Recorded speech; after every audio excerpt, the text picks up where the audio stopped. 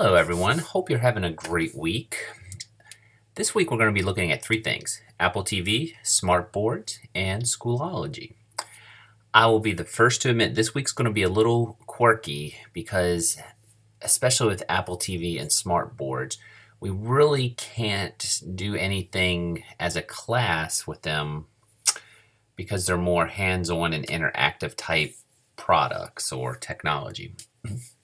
Still, I think I would be doing you a huge disservice if we didn't at least address Apple type products, especially Apple TV and smart boards, because they're a pretty common thing used in all the counties that are near Shepherd.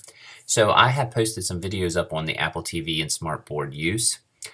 I'm going to highlight a little bit of their benefits in this talk real quick, but I would strongly suggest checking out the Apple TV videos that are on just to kind of show you a few things about Apple TV. I know Washington County really likes Apple TV. I know some of the local elementary schools, especially in Berkeley County, use Apple TV, at least to some level. Smart boards, you'll probably be able to figure this out as you're listening to everything in this little chit chat, but I'm more familiar or more comfortable, or I guess I just plain like Apple TV better than smart boards. But the reality is there are smart boards in a lot of school systems, especially I know in Frederick County, Virginia, they like the smart board technology a lot. There is a video up on the using smart boards. If you got some time this week, I'd definitely check them out. And the last one on our list there is Schoology. I actually added this a couple weeks ago. It's not even listed on the syllabus. So there's no assignment connected to it.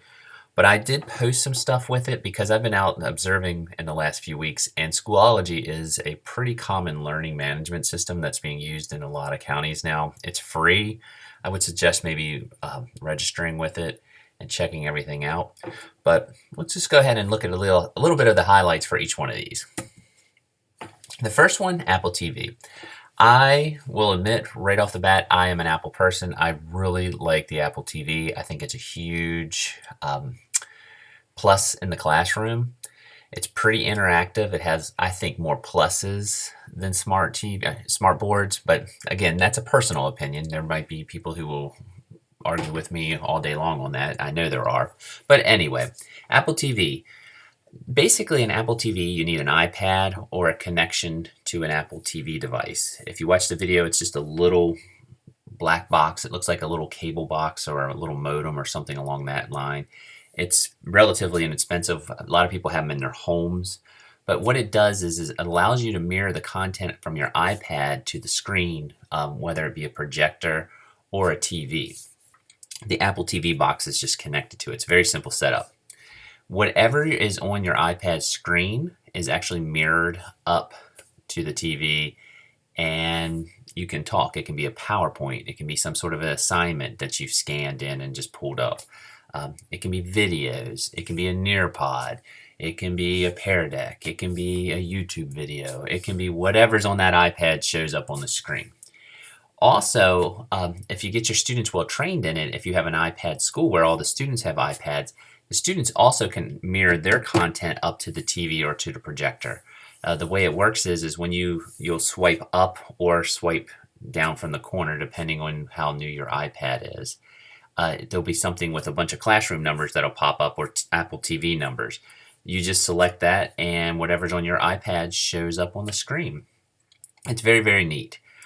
One reason I really liked Apple TV is I had my iPad. I could actually walk around the room and talk about the items that were up on the TV or up on the projector screen, and still have some strong classroom management in terms of going up and down aisles, seeing what students were doing and all. I.e., I wasn't like locked in or nailed down to one place because I had to hit a PowerPoint button to make the screen move, or walk up to a smart board and touch a button to make it move.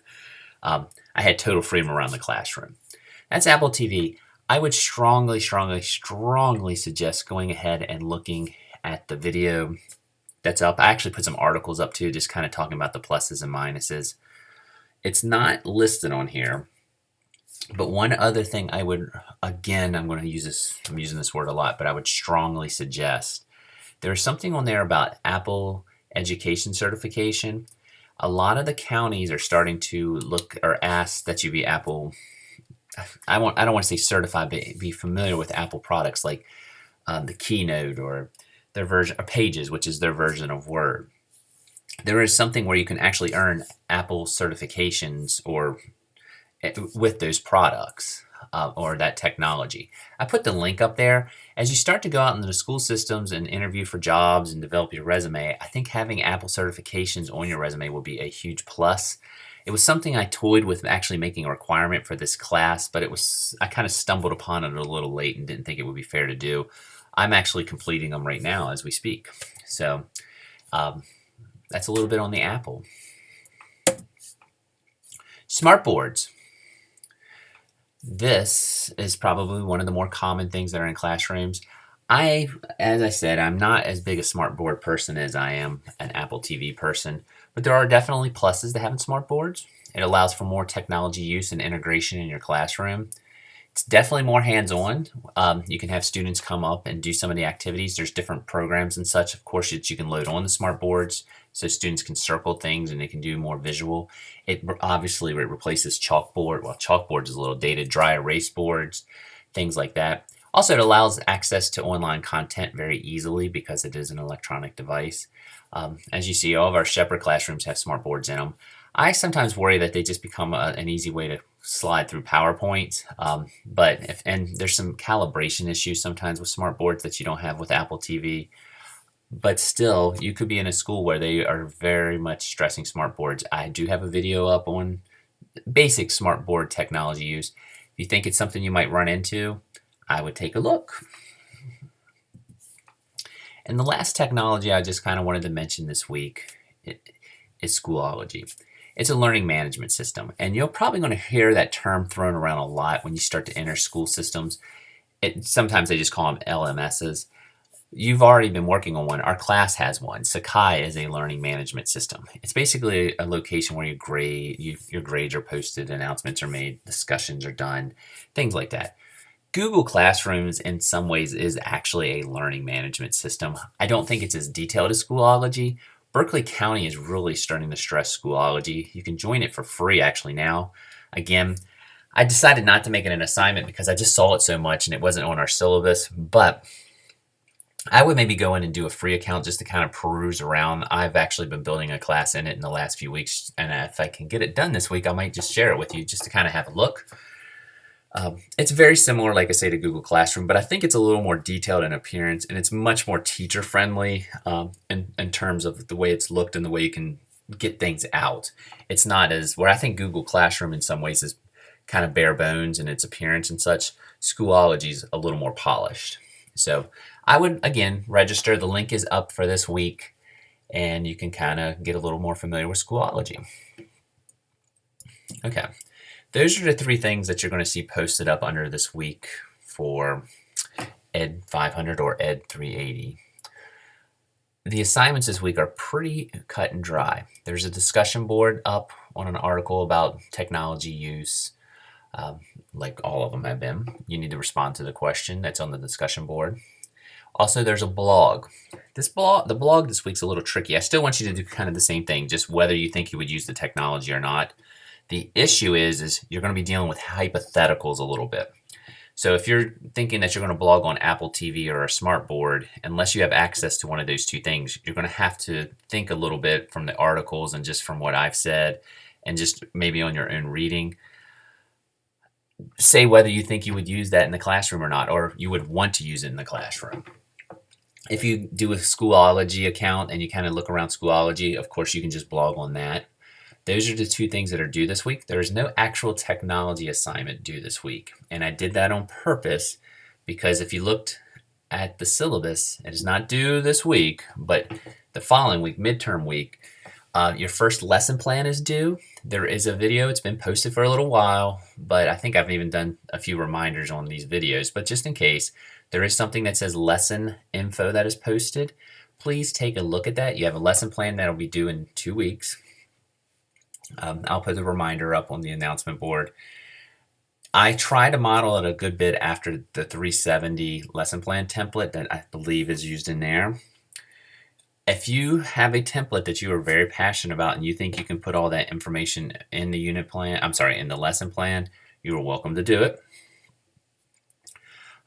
Just make sure you have everything that's listed that's on there. Also, a few people who have been kind of working ahead a little bit, which is awesome with the lesson plans, have asked me some questions about the opening page. That is just a sample page. It's talking about the different types of objectives that you should be looking at. I have 3 on there because I'm sure, as you all know, at TPA and things like that are going to be requirements down the road.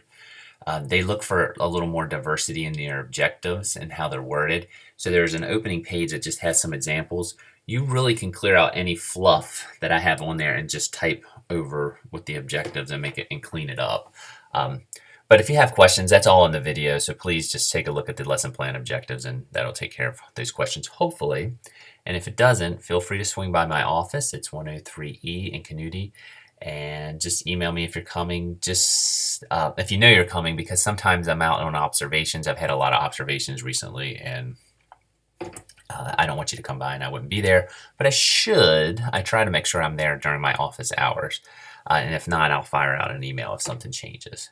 So that is this week. It should be pretty cut and dry. Just work on those lesson plans, get the blog and discussion boards up, and you should be good to go. Hope everything's going well for everyone. Have a great week.